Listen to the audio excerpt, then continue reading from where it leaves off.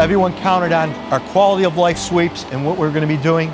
We've become more effective, we've become more efficient, and more proactive. We're delivering more services now with less people, and I have to give a shout out at this point to Dave Short. We've talked about the cuts. Dave Short has went from 75 men to 55, and I will tell you at this point, it's a cleaner, better looking city than it has been, and that goes to Dave Short and his team. They're doing an outstanding job. We're persistent and we're consistent. We have continuity. I've said this for the last 8 years, going to every one of the neighborhood meetings, and I believe in that. If nothing else, to bring hope back to the people, how do you bring it back? You don't wait for them to come to you. You go to them. And that's what we're doing. Every Wednesday, we're out on the streets, and we're out on the streets with every one of our department heads, from our police chief to our fire chief to our commissioners to our animal control. We're out there making a difference. Over 69 sweeps, over 142 miles, over 565 action sweeps. It's not going to end here. It's not one and done. This is the mantra of what we're doing. This is what we're doing. We're bringing hope back to the people. Because once you bring that hope back, then they take pride and they become part of the solution and not part of the problem. Whatever we can do, just let us know and just make sure you keep it clean and safe. If you got any problems, contact us. You got codes here, you got economic development here. Okay? Definitely. Make a lot of money, I hope so. reinvest it back in the city. The centerpiece of any municipality is your public safety. It's a top priority. Our police department is proactive, certainly strong leadership, strict enforcement, and a community focus. They have a spirit of cooperation.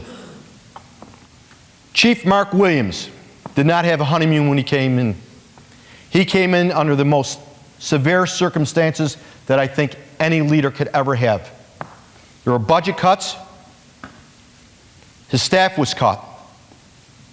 But as Chief Williams has done as a patrolman, as a sergeant, as a lieutenant, as a captain, and now as a chief, he took his strong leadership and changed and molded.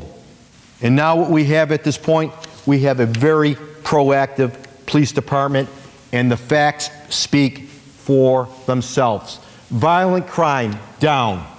Property crime, down. Burglary, down. Aggravated assault, down. Chief Williams has been outstanding to work with as a partner, but more importantly, taking something that was difficult and made it positive. Our Metro unit is extremely aggressive. Our nuisance abatement that we talk about is probably, and I will go on the record as saying, probably the most proactive nuisance abatement in New York State. And that's not shutting buildings down. That's getting people to comply. That's building relationships. That's what we try to do. And it's kind of amazing at this point. There's over 200 community events that we take for granted. And every single time we have our men out there, whether it be a parade, 4th of July, whatever it may be, that number is staggering. And when people were starting to say, well, you know what, it's going to be difficult to recruit. Chief Williams and his staff, the largest number in the history of the city of Utica, New York, 508 recruits. And happy to say at this point, that will be a career opportunity for many of them because we will start interviewing within the next several weeks. Looking forward to the energy and the excitement of some of these new officers coming on board. You can't have one without the other, and our fire department is absolutely a gem. Nationally ranked as one of the top 1% in the nation in fire protection. Our ambulance, quite frankly, you bring life-saving emergency room service to your doorstep, and I can't go on enough to talk about what a great asset it is for our city. And when we talk about the fire department, really, I have a good time with Chief Brooks. We go back years and years and years, and we go back and forth, even though I did beat him in basketball.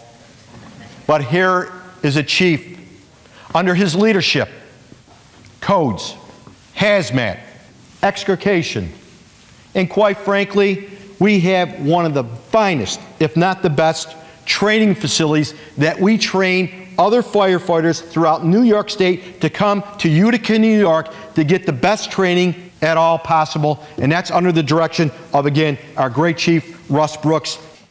Now I want to talk about where we're going to be going. We've talked about where we are. We're moving forward. Let's talk about Nano Utica. We're ready. The state and the governor are behind us. It's a $1.5 billion private-public partnership. Thousands of high-paying jobs, unparalleled cooperation and teamwork. Again, it's not done by one person. This has been talked about for years and years and years. It's finally coming to fruition, and it wouldn't get to this point there where we are today without the teamwork of Congressman Richard Hanna, our County Executive Anthony Picente, our Senator Joe Griffo, Assemblyman Anthony Perdici, and more importantly, our good friend from Mohawk Valley Edge, President Steve DeMio. We will be the new Tech Valley. All roads lead to Utica. We're talking about roads, aren't we? A state-of-the-art nano facility, quite frankly, needs a state-of-the-art highway. This arterial project is the largest in Mohawk Valley. The state is investing in our city. The Fay Street building will undergo controlled demolition. The project is moving forward. I want to thank, again, the entire New York State DOT, but more importantly, the director, Jack Williams, and his team, because quite frankly, their partnership and the amount of meetings that we have on a regular basis over the last 2 years, can't do it without the partnership, and that's what we have. Our harbor, $82.4 million for our region. We hit a home run. Harbor Point is commercial, it's recreational, residential. It's a resource that we're going to utilize. But what you're seeing at this point, you're seeing the Holiday Inn. Soon to be built, the Marriott, the first in this region. Progress is being made. And once again, another shout out to the governor. I can't remember the last time that I've talked to somebody that I get a phone call on a Sunday afternoon at roughly 1:30. Pick up the phone, Mayor, this is Governor Cuomo. Absolutely. What could we do? What do you need? How's the harbor? Are we working hard enough for you? I think that says an awful lot about our governor. I can't remember the last time I've seen the governor come up so many times in such a short period of time, whether it be for great news or whether it be here to establish an emergency preparedness for some of the devastating floods that we've had. Again, the governor's not here, but a shout out to the governor. Thank you for your time. Thank you for your concern about what is happening in upstate New York, more importantly in Utica, New York. We talk about neighborhood renewal, and I'm really proud to say at this point, we have an effective and efficient marketing program. In 9 months, putting $3.4 million in assessed property value back on the tax rolls. That's an increase our tax base over $5.8 million. Gene Allen, Andrew Brindisi, absolutely an outstanding job. I love to share them with other municipalities because they're unequaled. They do a great job. The facts speak for themselves. Great job, gentlemen. Roosevelt School. I'm sure there's a number of people here that probably went to school there, and they remember what it was all about and what it meant to that neighborhood. For 15 years, it's been an eyesore. It wasn't right, and it wasn't fair for the people of Cornhill, and it's not right for the people of the city of Utica. People talked about it. To do something about it, we delivered. Demolition was completed on December, and this site, as we're looking at it at this point, will be marketed for economic development. A site of this magnitude, quite frankly, Brian Thomas, you did a great job putting pieces together so this was able to happen. But again, it's a building that, it was not because of anybody in this room. This is because, again, we have to clean up someone else's mess. We didn't create the mess, but the city of Utica cleaned it up. This site, as I said, will be having, I think, an announcement by April of some development in that area. Cleaning up the mess is something we keep on doing. Another eyesore. We didn't own it. We inherited Capitol Ave warehouse. It isn't right. It wasn't fair for the West Utica people. It's not fair for the citizens of Utica, New York. We talked about it. We delivered. Demolition was completed last November. And here's what Capitol Ave looks like today. Opportunity for growth, economic development, and we are marketing it as we speak here today. We take and turn eyesores into economic development. In 2 years, we stabilized, we grew. And by no stretch of the imagination are we out of the woods, because we're not. We have cut to the level that I think we could cut. We have become more effective and more efficient than I think anyone could be. But the bottom line, people want services. And that's what we have to perform. Whether it be the green waste, our potholes, our streets, and we all know what they are at this point. We need to keep our city and our residents safe. And that's what we're going to do. I've gone to Syracuse, I've gone to Poughkeepsie, I've gone to Buffalo, I've gone to Rochester. I went to a number of different areas because sometimes you want to find out what they're doing differently than we're doing, if they're doing something better than we're doing. And the only way you understand that is you go and you've talked to them. Members of the Common Council have come with me. I've had the chief with me. I've had Dave Short, the engineering staff with me. But this speaks for itself, ladies and gentlemen. We didn't make this up. Take a look at what the cost is per resident that tells you how effective we are as a city.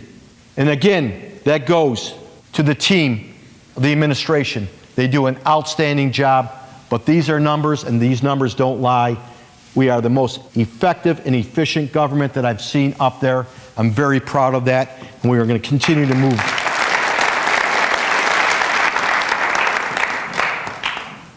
As I talked about my budget, we are going to continue our growth without reducing our city's services. That is something that is a mission statement. This is what we will do. And that budget will be an effective, stable budget. And our communication at this point with the Common Council, because it's not just one department, it's not just the executive branch, it is the legislative branch. But I will tell you, when they have this budget, it's going to be a simple task to take a look at it. Pete Ferrillo, I don't know if you're here, our budget director, he works morning, noon, and night putting these numbers together, and when he tells you what these numbers are, that's what the numbers are. There's no hidden agendas. There's no things of the past. We're hiding something there. The numbers are going to be real. They may not be the numbers that we like, but they're going to be real numbers that we can go out and tell the public. That's why they're there. We have to provide the services. We cannot take the muscle out of the body, because if we do, we will fall, and I will tell you, I will not let this city fall.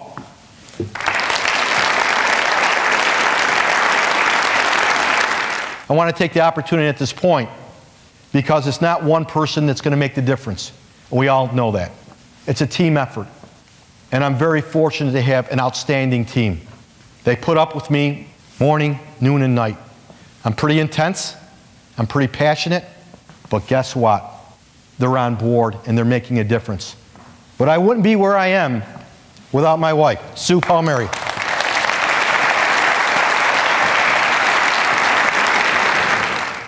So I reflect a little bit. Only in Utica that you have Munson Williams. Only in Utica that we have the Stanley Performing Arts. Only in Utica that you could drive and go and see a ski area, a Utica Zoo, a golf course.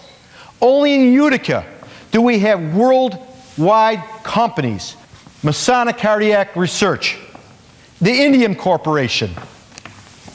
Only in Utica do you have the finest food that you could ever think of. Only in Utica do you have the finest Utica Boilermaker race. Only in Utica do you go to Varick Street and you got the best beer in the world. Only in Utica do you have the warmest, the most giving community that you ever can know. Ourselves, our people. I thank you for coming here today. I thank you for giving me the opportunity. May God bless you. May God bless our great city and our future. Thank you.